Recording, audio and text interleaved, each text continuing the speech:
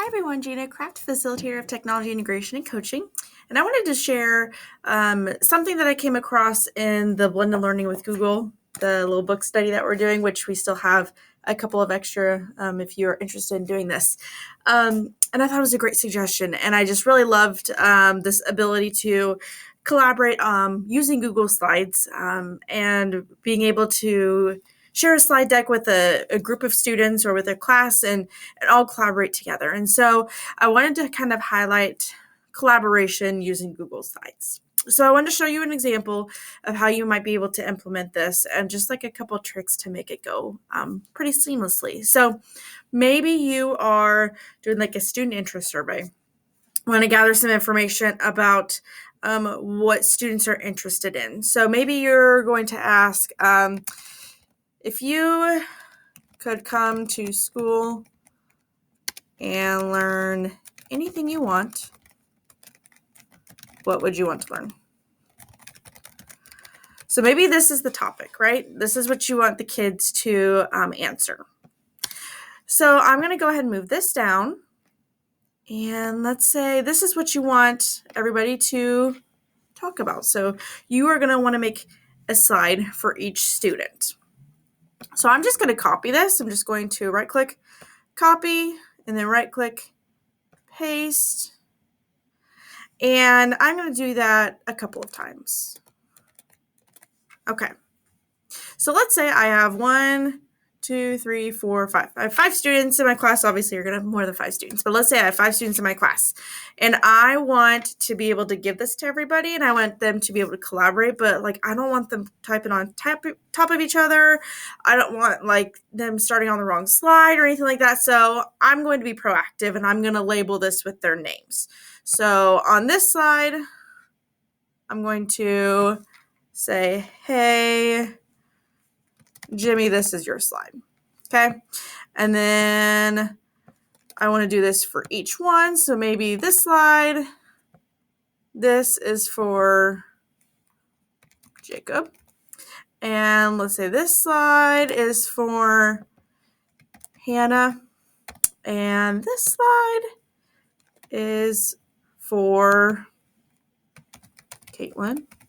And then this slide is for Chad. Okay. So I'm being proactive, right? Like I've already labeled it for each kid, like their names are on it.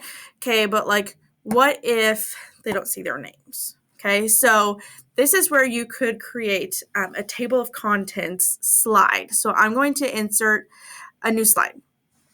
I'm going to go ahead and move that up here. And so you're going to just insert a table and have each student's name on there. So I'm going to go to insert. I'm going to go down to table and let's do this. Okay, so I know that I have Jimmy and I know that I have, I don't remember who I put in my class. I have Jacob. I know that I have Hannah.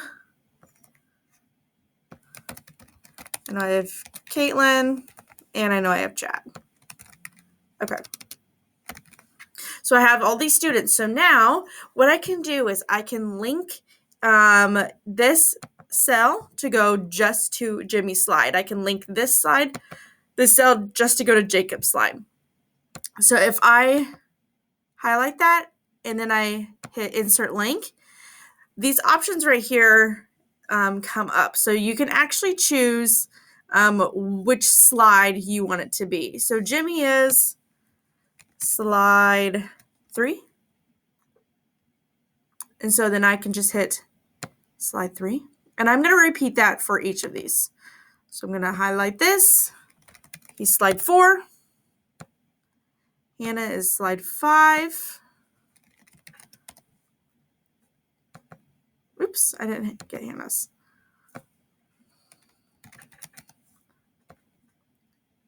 Slide 6. And slide 7. Okay, so now whenever we click on these, they're going to go to that slide. So If I am presenting this, whenever Jimmy clicks on his name, it goes to Jimmy's.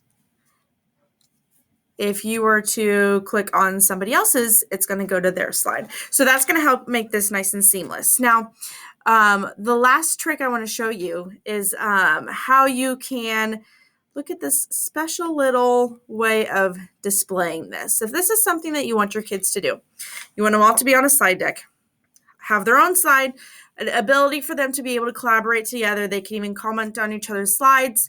That's very powerful, but you want to be able to see things.